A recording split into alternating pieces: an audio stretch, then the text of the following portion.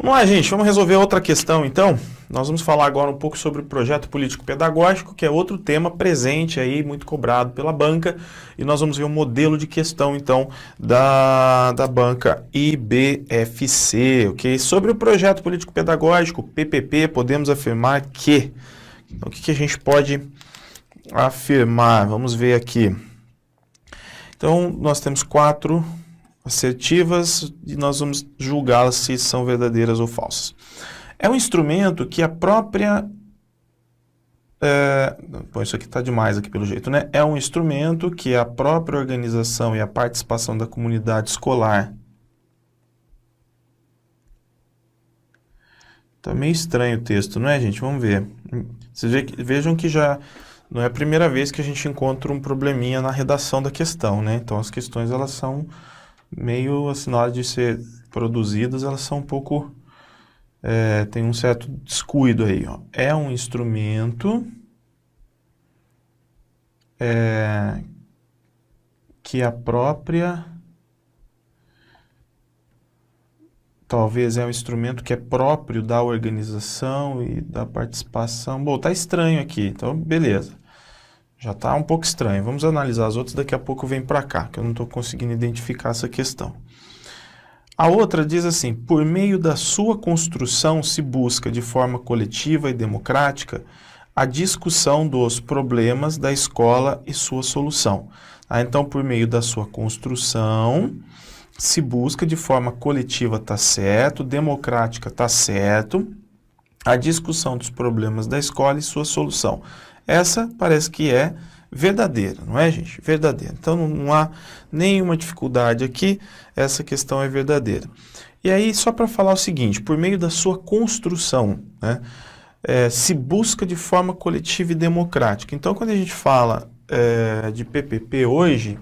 nós temos um ideal para a construção do projeto político-pedagógico. Primeira coisa, por que elaborar o PPP? Por que elaborar o PPP?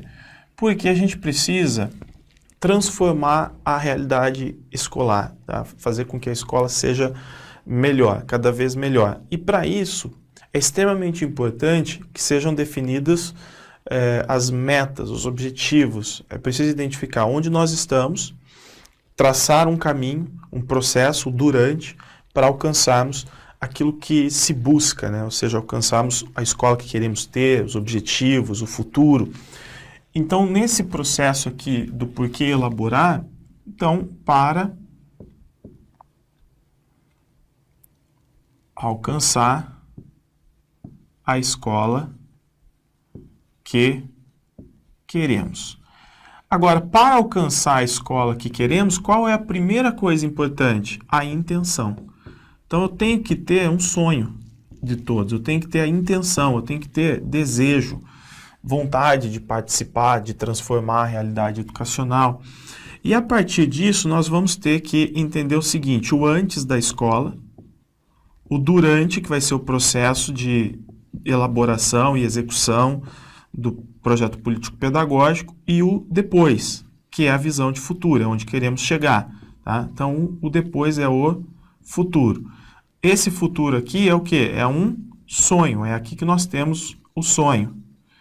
Na visão do Paulo Freire, a utopia do Paulo Freire ela é um pouco diferente, aquilo que é muito difícil de ser alcançado, porém possível. Então, uma grande transformação, a construção de uma escola que realmente atenda os interesses populares, uma escola emancipada, uma escola democrática, é algo muito difícil de se alcançar na sociedade de classes atual, mas é possível. Então, a utopia freiriana, ela está mais relacionada a essa ideia do sonho. Então, tá aqui, ó, o antes, o durante e o depois. Isso requer a intenção de todos, por isso elaborar. Nesse caso, a gente vai entender que a elaboração não pode decorrer apenas, vamos dizer assim, de uma medida burocrática, né? Então, por que elaborar o PPP? Porque a escola é obrigada a elaborar e apresentar para o Núcleo Regional de Educação, para a Diretoria Regional de Educação, para a Secretaria de Educação. Não, sempre que tiver essa ideia em que o PPP é um documento meramente burocrático, eu tenho que correr dela. Ok? Tem que correr dela. Agora, por exemplo, se eu levar em consideração o GADOT, o Moacir Gadotti, nós vamos ver, por exemplo, que esse processo aqui, ó, esse processo de identificação da realidade, transformação da realidade, busca por uma realidade melhor, ele é um processo que implica rupturas, tá? Rupturas. Então, vamos colocar aqui, ó, a transformação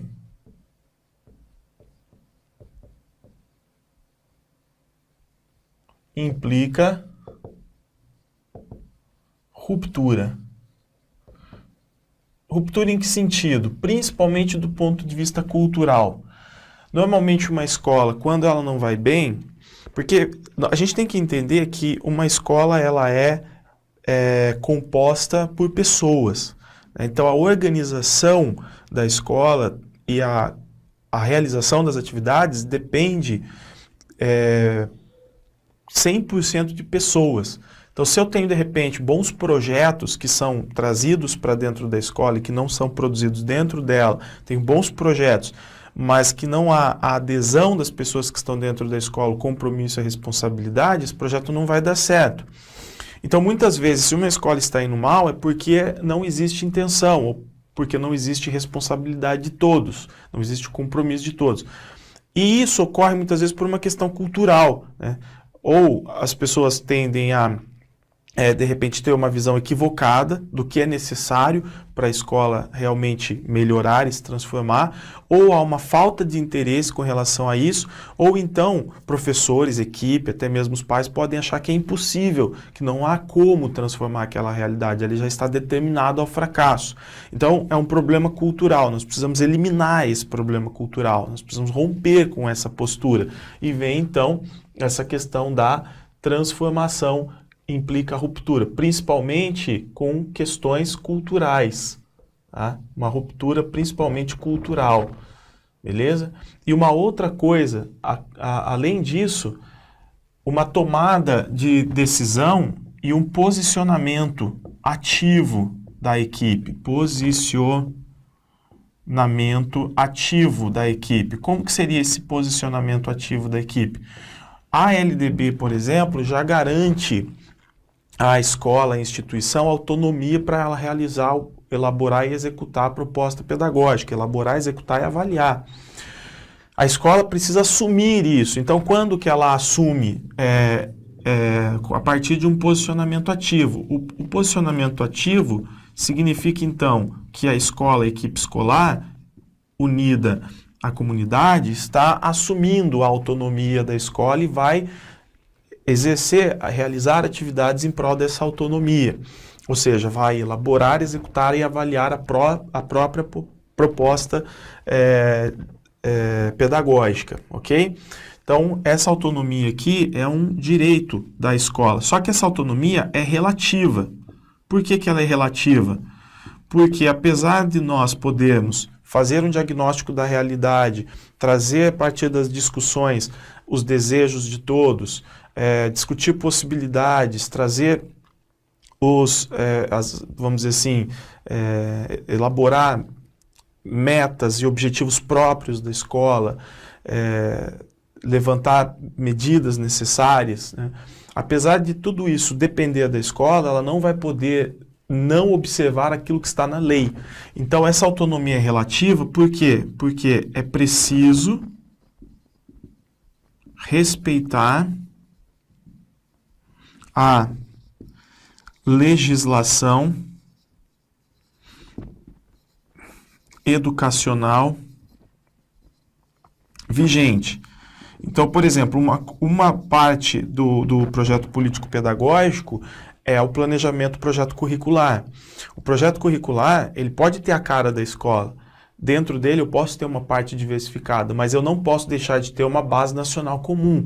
Então, a base nacional curricular comum é aquilo que está oficialmente sendo proposto à escola e a escola precisa acatar, ela não pode virar as costas para isso, ela precisa respeitar aqueles conteúdos e adequá-los na proposta curricular da instituição, tudo bem?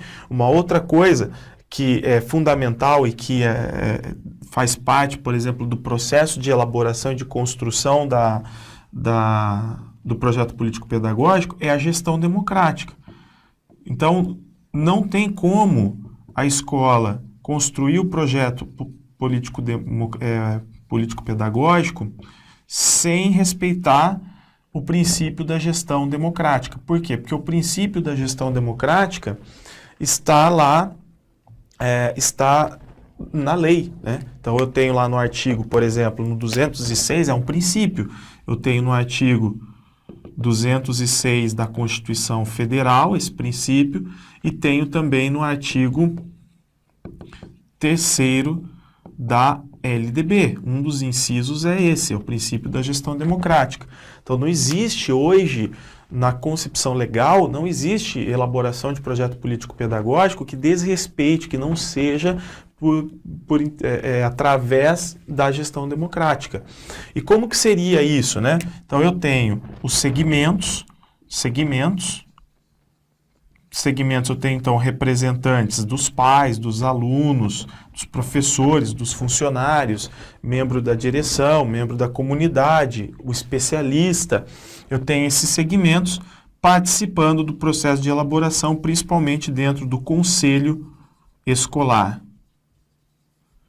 Então, lá no conselho escolar, onde serão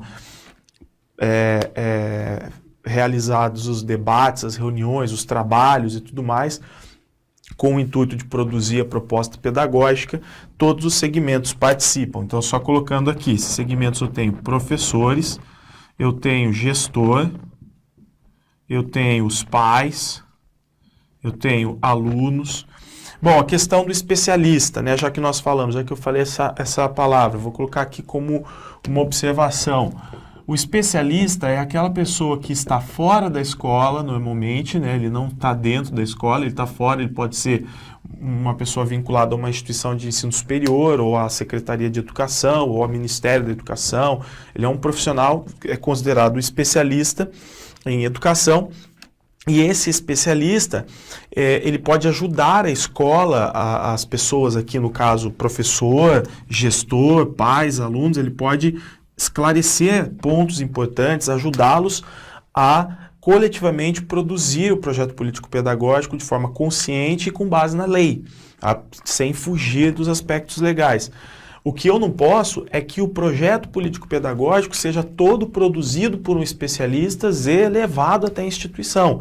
Então, se uma questão me traz essa ideia de que o especialista ele produziu no âmbito superior, lá, por exemplo, no âmbito hierárquico superior da Secretaria de Educação, ele produziu o projeto político-pedagógico e já deu pronto para a instituição, se eu tiver essa ideia, ela está errada, porque não é o que nós queremos. A LDB, por exemplo, lá no artigo 14, ela fala, os sistemas de ensino, eles devem se organizar para que as instituições produzam o próprio projeto político-pedagógico com a participação de todos. Está lá no artigo 14. Inclusive, o inciso 2 vai falar com a participação da comunidade através do conselho escolar.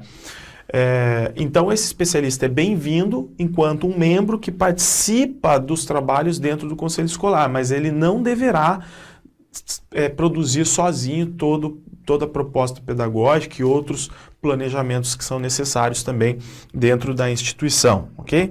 E aí a gente rompe com aquele paradigma chamado paradigma da racionalidade, em que a escola mais neoliberal, ela recebe já propostas prontas que universalizam o processo. Então, quer dizer, eu tenho modelos de planejamento pronto para todas as instituições, todos universais, como se um modelo da escola lá do norte desse certo na escola do sul. E aí eu tiro a autonomia da instituição. A LDB vai contra isso. A LDB ela vai defender o quê? Ela vai defender que cada instituição se mobilize para produzir a própria proposta. Inclusive, quando nós falamos de mobilização, isso é importante. Porque, vejam, eu quero que todos participem da elaboração do PPP. O que eu tenho que fazer para que todos participem da elaboração do PPP? Eu preciso, 3 letras, mobilizar, sensibilizar e conscientizar. E, para isso, a escola poderá utilizar estratégias. Então, cada instituição vai utilizar estratégias.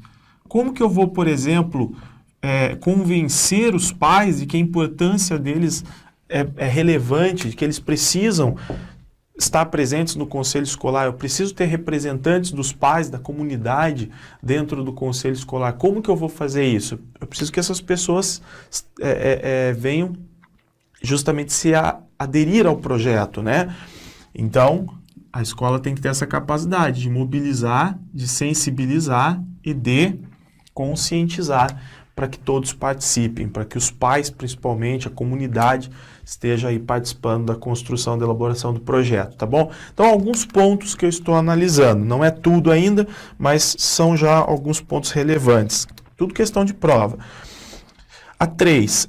É o processo que se aperfeiçoa e se concretiza na caminhada, que define claramente o tipo de ação educativa que se quer realizar.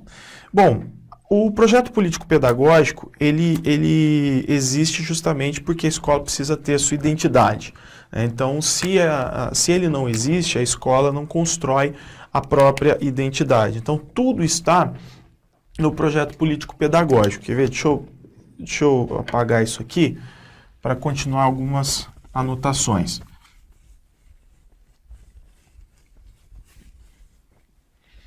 Então vamos lá, olha o que a questão traz.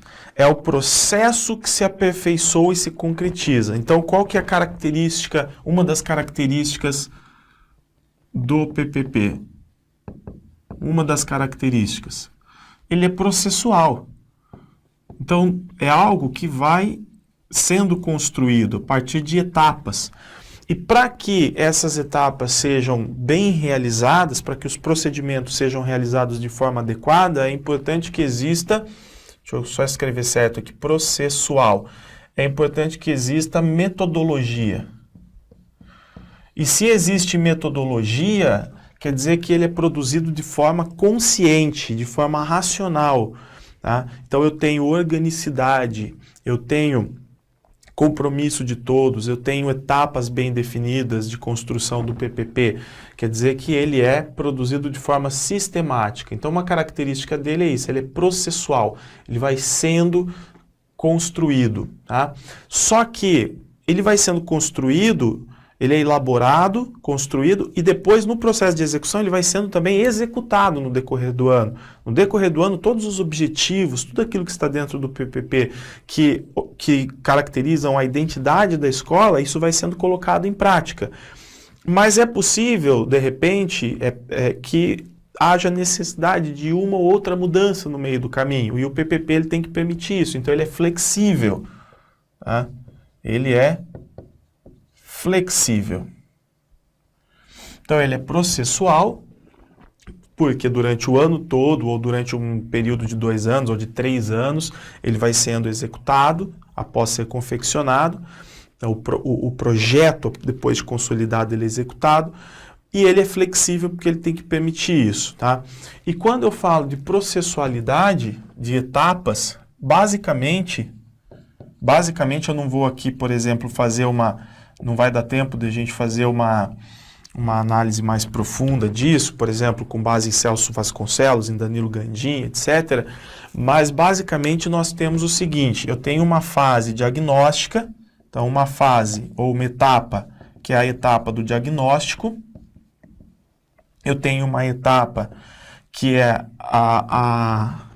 o diagnóstico é a realidade, né? Então, se eu quero produzir um projeto político-pedagógico para dar uma identidade para a instituição, eu tenho que primeiro conhecer tudo a respeito dessa instituição. Então a equipe vai analisar documentos da escola, a realidade da escola, vai pegar entrevistas, vai ver, por exemplo, a realidade pedagógica, vai fazer um levantamento de dados sobre as dimensões, vamos dizer assim, da escola, pedagógica, financeira, estrutural, jurídica, ok?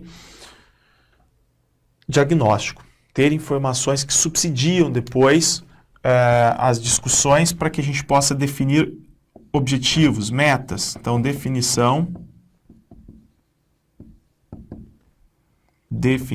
de objetivos, de metas, ok? E aí nós temos também execução, colocar em prática, e avaliação do que está sendo feito. Nesse processo todo aqui, a participação é coletiva e todos assumem responsabilidades. Todos assumem compromissos.